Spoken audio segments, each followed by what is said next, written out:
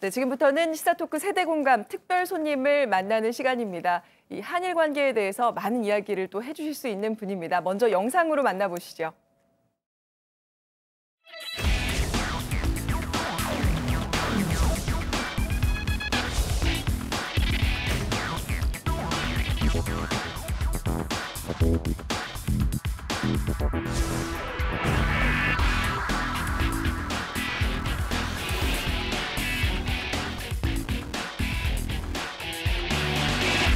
사람들이 지금도 신화가 된다라는 5개 나라가 다 15년도에 일본 이름을 갖고 있으면서 독도가 한국 영토라고 하는 것이 오히려 낫겠다. 가장 복합적인 것으로 이 정도로 위안부입니다.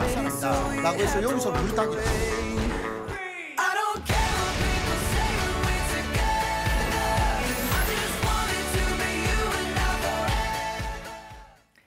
네, 호사카 유지 교수님 나오셨습니다. 네, 교수님 어서 오세요. 예, 안녕하십니까. 네, 원래는 일본의 정치학자셨잖아요. 이렇게 한국으로 귀화하게 되신 이유가? 예. 먼저 한국의 일제강점기에 네. 자료가 굉장히 많고요. 예. 그러니까 그것을 연구하기 위해서 그리고 또 무엇보다도 한국을 아주 좋아해서 그렇게. 근데 귀화라는 표현을 잘 안 쓰신다고요? 예. 그 귀화는 일본 쪽에서는 네. 일왕의 신화가 된다라는 뜻이 있기 때문에 네. 예, 그래서 저는 극적으로 바꿨다 그런 식으로 보통 이야기를 합니다. 국적을 바꿨다. 그런데 국적을 바꾸셨는데 보통 이름도 같이 바꾸잖아요. 그럴 때는. 근데 네. 이름을 바꾸지 않는 이유에 대해 여쭤봐도 될까요? 예, 여러 가지 이유는 있는데요. 일단 제가 독도를 많이 연구하기 때문에 네. 주변 분들이 그냥 일본 이름으로 가지면서 독도가 한국 영토 그렇게 주장하는 것이 효과적이지 않을까라는 분들이 너무 많아서 제가 호유지라고 호사카가 성이니까 호유지로 바꾸려고 하기는 했는데 좀 나중에 더 은퇴해서 바꾸려고 그렇게 지금 생각합니다. 교수님의 한국 사랑이 너무 이제 널리 알려져서 독도는 우리 땅 이렇게 얘기하셔도 다 우리는 한국으로 이렇게 다 아시겠어요, 그죠? 네네. 제가 우리라고 할 때 한국입니다. 네, 그렇죠. 네. 그럼 일본은 뭐라고 부르세요? 일본. 일본에 대해서 일본이죠. 그렇죠. 네, 호사카 유지 교수님께서 오늘 세대 공감에 또 뉴스를 하나 가져오셨어요. 어떤 뉴스인지 소개를 해주실까요? 예. 제가 가지고 온 뉴스는 이것입니다. WTO 순서 끝이 아니다입니다. 세계무역기구에서 일본 후쿠시마 주변 수산물 금지에 대해서 한국이 순서를 했습니다. 그러나 이겼다라는 이야기만으로 마무리시킬 수 없는 여러 가지 문제가 있고 해서요. 이 if가 보다 중요하다라고 생각해서 이 뉴스를 가져왔습니다. 네, 이 WTO 뉴스는 많은 분들이 또 관심을 갖고 계셨던 뉴스이기도 할 거예요. 이게 어떤 재판이었는지 노 의원께서 잠깐 설명해 주실까요? 예, 2011년 3월에 후쿠시마 원전 사고가 있지 않았습니까? 그래서 우리가 주변 지역의 수산물 50종에 대해서 수입을 저희가 제한을 했었었죠. 그런데 2013년 9월에 이 원전 오염수가 또 유출된 사실이 이제 그때 알려지고 나서 주변 8개 현의 모든 수산물에 대해서 수입 제한을 저희가 했습니다. 그러니까 2015년 5월에 일본에서는 WTO 이거는 너무 부당하다라는 이유로 제소를 했고요. 지난해 2월에 사실은 저희가 패소했습니다. 분쟁 해결 기구라고 하는 곳에서 패소했는데 그게 이제 1심격이고요. 여기에 대해서 이제 항소가 이루어져서 2심이 올해 있었었는데 4월 10일 항소심에서 사실은 전부 다 당연히 패소가 확정되겠지라고 했는데 오히려 1심하고 다른 결론이 나왔기 때문에 사실은 이제 오늘 매우 중요한 의미가 있는 그렇죠. 발제인 것 같아요. 사실 이 WTO 역사상 식품위생 관련된 부분에서 1심에서 졌는데 2심에서 뒤집은 건 이번이 처음이거든요. 그렇군요. 그러니까 이런 일이 있을 수가 없었다. 사실 굉장히 이례적인 일이기 때문에 교수님은 이거 2심 진행되기 전에 예상을 하셨습니까? 예, 저도 상당히 어렵다라는 생각을 했어요. 그래도 일본 쪽의 기준이라는 것은 하나의 수산물의 덩어리가 있으면 거기서 그냥 샘플만 몇 개 집어서 기준치를 보는 거 아닙니까? 그렇죠. 그렇기 때문에 샘플만의 결과를 갖다가 안전하다고 할 수 없다고 저는 생각하고 있었어요.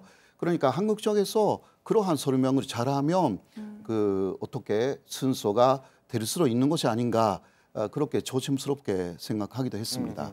네. 네. 그 이후에 그런데 일본의 또 반응이 저희는 이제 승소를 했으니까 이제 안심하고 그런 부분들은 보호가 됐구나 이렇게 생각을 했는데 또 일본의 반응은 그렇게 좋지 않았어요. 당연한 일일지도 모르겠지만. 예, 물론 그래도 일본에서 60% 정도는 한국을 오히려 평가합니다. 아, 그런가요? 예, 왜냐하면 이게 일본 사람들의 안전성의 문제이기도 합니다. 네. 일본 안에서 먹는 식품이기도 하지 않습니까? 그래서 사실 일본에서도 그렇게 먹지 않는 것을 왜 한국에게 먹어라라고 할 수가 있는가라는 태클들이 굉장히 많이 60% 정도는 그래요. 그런 식으로 올라와 있어가지고 오히려 저는 조금 희망을 느꼈어요. 아니 근데 아베 총리는 후쿠시마 원전 사고 현장에 막 그렇죠. 보호복도 안 입고 네. 양복 입고 가고 자기는 뭐 매일 그쪽 음식을 먹는다 이런 얘기도 막 하고 있잖아요. 예, 그거는 일단 2020년에 도쿄 올림픽이 있지 않습니까? 네. 네. 도쿄 올림픽 때 많은 외국인들에게 후쿠시마 수산물을 많이 선정하여서 후쿠시마 가까운 데서도 도쿄 올림픽이지만 어느 정도 경기를 거기서 한다고 그래요. 네. 그러니까 그것을 하나의 선전의 창으로 만들어 가지고 네. 후쿠시마 것이 그리고 후쿠시마 주변 것이 문제 없다라는 것을 좀 하려고 했던 거죠. 그러니까 이번에 더 패소했다 하더라도 거기에 가서 전혀 문제 없다라는 걸 쇼하는 것입니다. 실제 아베가 매일 먹을까요? 아, 절대 그렇진 않죠. 근데 그때 예. 그때 지목밥도 다른 데서 준비했을 수도 있고요. 그 정도까지 저는 그렇게 의심이 좀 갑니다. 그렇군요. 근데 그러면 왜 일본은 굳이 한국을 딱 꼭 집어가지고 WTO에 제소를 하는 예, 걸까요? 사실 네. 이런 부분이 많이 보도가 되지 않고 있지만 한국에서 하는 규제가 가장 강합니다. 예, 세계에서 거기 반산업 물질로 알려져 있는 세슘이라는 게 있는데요. 세슘. 다른 나라는 일단 세슘의 기준치만 문제 삼지만 한국에서는 혹시 세슘 기준치가 조금이라도 나오면 다른 플루토늄이라든가 여러 요소점 정도의 핵 관련 물질을 가지고 문제 삼습니다. 그냥 한국뿐이기 때문에 한국을 이기면 나머지 23군데 한국까지 포함해서 딱 규제하고 있는데 모두 더 이길 수 있다라는 계산 하에 한 것 같아요. 일본이. 그러면 실제 일본 안에서는 정말로 후쿠시마 수산물을 얼마나 소비를 하고 있는 건가요? 그래서요. 후쿠시마 쪽에서는 상당히 이거 먹지 않기 때문에 일본 사람들 그러니까 댓글에 왜 우리도 안 먹는 것을 그렇게 한국에 먹이라고 하느냐 그런 이야기가 나오는 정도라서요. 후쿠시마에서는 지금 PR을 굉장히 많이 하고 있습니다.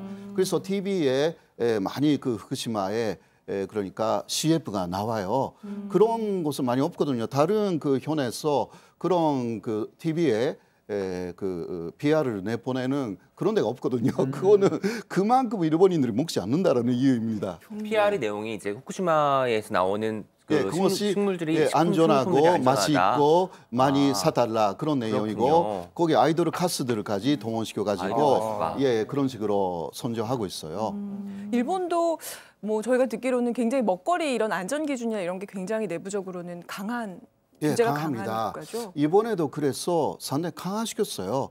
그래서 후쿠시마의 문제가 나왔기 때문에 일단 아까 말씀드린 세슘 기준을 일본은 100베크렐 1kg당 네. 그렇게 했습니다. 이게 상당히 강합니다. 기준이. 그것을 모두 통과한 것은 세계에서는 문제가 없지 않느냐 이런 주장이었죠. 참고로 말씀드리는데요. 네. 한국의 기준은 국내적인 기준은 370베크렐이에요. 일본에 400까지 허용합니다. 훨씬 높네요. 예. 그러니까 이 문제로 앞으로 한국 내에서도 또 반산이라는 게 좀 더 많은 관심을 갖고 한국 내의 식품에 대해서도 일본의 후쿠시마 것은 그냥 샘플의 기준이지만 물론 한국 것도 샘플이잖아요. 그렇죠. 그래도 그것만 비교하면 일본에 이기기는 했지만 한국 내 식품에 대해서는 4배 정도까지 허용하고 있어요. 이 부분은 좀 더 이야기를 해야 되는 거 아닌가 저는 그렇게 생각해요. 앞으로 우리 기준치가 너무 느슨하다는 거죠. 이게 좀 더 강하게 좀 그렇죠. 바꿀 필요가 해야 있다. 되는 것 같아요.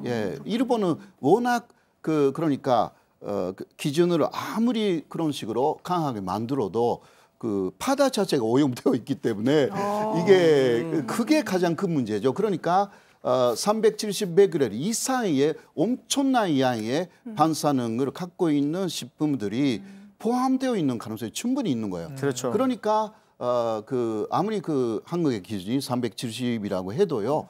일본 것은 수입하기가 좀 어려운데 그래도 한국의 370이라는 것도 좀 더 다시 생각해야 되는 것이 아닐까 저는 그렇게 생각합니다.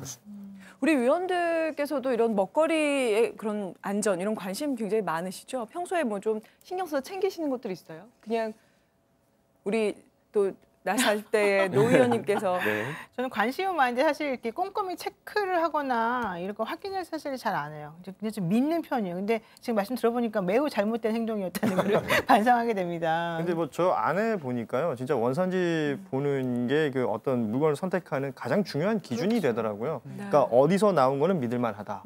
또 어떻게 이게 또 그 과정을 거쳤는지도 따져보게 되는데 그런 것들 따지는 게 또 가족들 다 생각하는 마음이잖아요. 근데 날짜만 그러니까 따지게 되는데 사실은 유통기한만 원산지까지 따지세요? 저는 몰라요. 제 아내가 그런 걸 본다는 얘기죠. 네. 그러니까 개인이 사실 저도 주부로서 한마디 하자면 개인이 따지긴 좀 어려운 부분들이 있어요. 네. 그래서 그렇죠. 이번에 이 정부의 조처에 대해서 많은 분들이 또 굉장히 환영을 국가가 하는 역할을 거죠. 했다 이렇게 환영하는 마음이 있으신 것 같아요. 예, 그렇죠. 그리고 일본은 이번에 혹시 여기에 이겼더라면 일본 쪽에서요. 네. 또 전략이 있었어요. 그거는 그 국제재판이라는 곳을 통해서 앞으로 뭐 독도 문제도 그렇고요. 네. 그리고 지금 그 화제가 되고 있는 간제징용자 판결 문제라든가 예. 이런 것도 그 국제사법재판소라든가 그런데 제소하는 그 첫 번째 단계가 한국에 대한 그런 그 국제재판에 회부하는 이번에 내용이었습니다. 굉장히 전략이 있었던 네, 거네요. 있었어요. 있었기 때문에 이번에 패소했다라는 것은 일본에서는 상당히 일본의 아사히신문이라든가 나와 있어요. 앞으로의 일본의 전략에 제동이 걸렸다고. 네. 그래서 방금 말씀하셨지만 여러 가지 이번에 이 WTO의 판정 혹은 강제징용 판결 이런 것들 때문에 한일 관계에 대해서 또 우려하시는 분들도 계세요. 네, 네. 네. 어떻게 보세요? 앞으로 어떻게 해결해 나갈 수 있다고 그러나 이것은 생각하세요? 일단 국제적인 판결이고요. 그러니까 일본 안에서도 아까도 말씀드렸지만 이거는 받아들여야 한다라는 언론들도 꽤 있습니다. 그렇기 때문에 그 한국 쪽에서 그 뭐라고 할까 논리적으로 세계가 납득할 수 있는 그러한 내용으로 지금 있는 한일 관계도 계속 마무리해 나가는 것이 오히려 세계 사람들이 인정해 준다. 그렇게 저는 생각합니다. 네. 네. 오늘 호사카 교수님 모시고 얘기를 들어봤는데요. 앞으로도 저희 워낙 일본 문제는 여러 가지 조언을 구할 일이 많을 것 같아요. 그래서 네. 앞으로도 또 자주 뵙기를 바라겠습니다. 오늘 이렇게 나와주셔서 고맙습니다. 네, 고맙습니다.